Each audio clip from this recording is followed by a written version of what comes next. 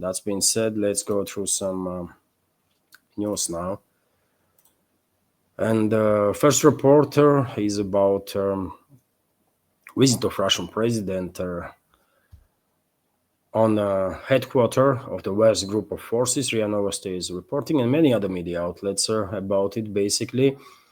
And during a meeting of Russian president with the commanders of Russian armed forces, including head of General Staff Gerasimov, he was briefed that Russian militaries liberated Kupyansk, established full control over the Kupyansk city, which is, of course, a major development on the line of contact right now. And in addition to that, we have this reporter that I see on RT that, according to TASS news agency, Ukraine lost about 3,000 troops and about 900 pieces of different military equipment while attempting to break out of Kupyansk in past few weeks. So tremendous losses on part of Kyiv regime, of course, there. And also, in addition to that, TASS news agency is reporting that Russian armed forces liberated settlement of Vysyola in Zaporozhye region. And, well, let me go through some map, dear friends, to show you all the locations that I just mentioned. So when it comes to Zaporozhye direction, this is the Vysyola settlement that is liberated by Russian forces.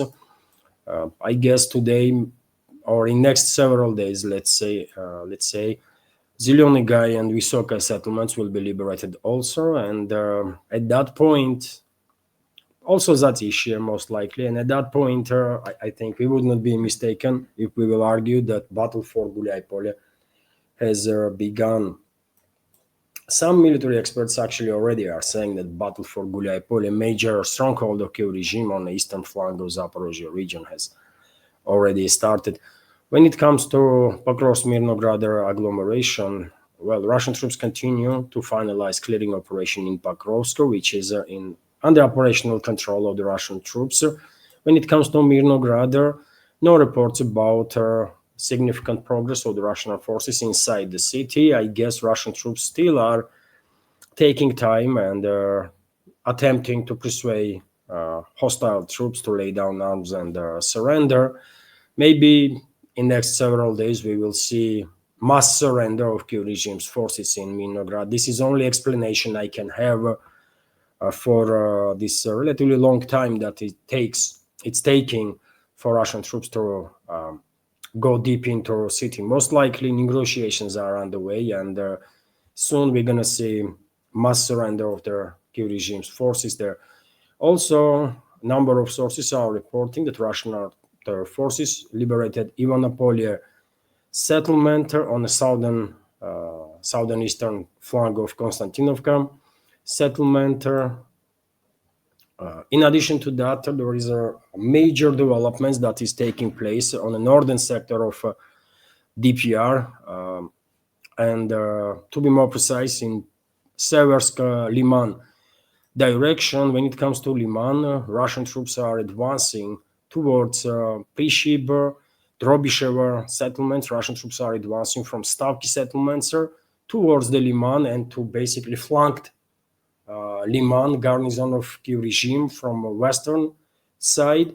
Simultaneously, we have reports that Russian armed forces established control over Maslinovka settlement on outskirts of Lyman, and the forward units of the Russian armed forces already are inside the city itself, and this most southern eastern part of it already marked as a gray zone. That means Russian presence of the Russian military is being detected there, and enter this forestry basically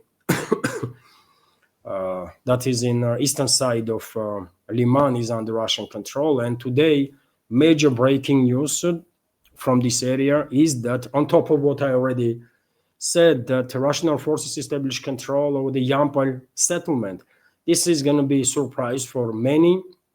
Obviously, earlier I was reporting about progress of the Russian armed forces in Yampol direction, but even I was surprised to see this rapid advance of Russian troops in this settlement. And today we have reports from a number of sources that Yampol is under full Russian control.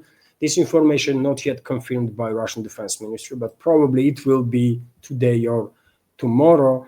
Also, Russian troops are advancing in Platonovka area to cut main supply and support line of Kiev regime's forces in Seversk that contacts basically Seversk with Lyman. But this road is already basically road of the death because Kiev regime's garrison in Seversk is unable to basically use this road freely as they would like. When it comes to Seversk itself, Russian armed forces already conducting offensive operation inside the city of Seversk after recent breakthrough, and forward units of the Russian militaries are in already in the central parts of the Seversk.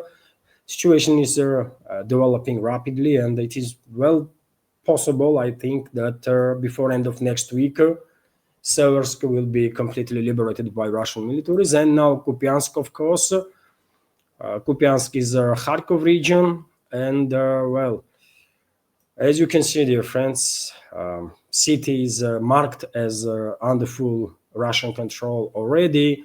Number of units of the Kiev regime are still encircled there on the left bank of the Oskol River in this area, and Russian troops continue to neutralize these forces. But city itself is under full Russian control. This is, of course, major success of Russian militaries on the Kharkov direction, and a major setback for NATO and NATO-backed terrorist regime of Zelensky. Although, as it is always the case, most likely Kiev regime would not acknowledge that they lost control over the Kupyansk.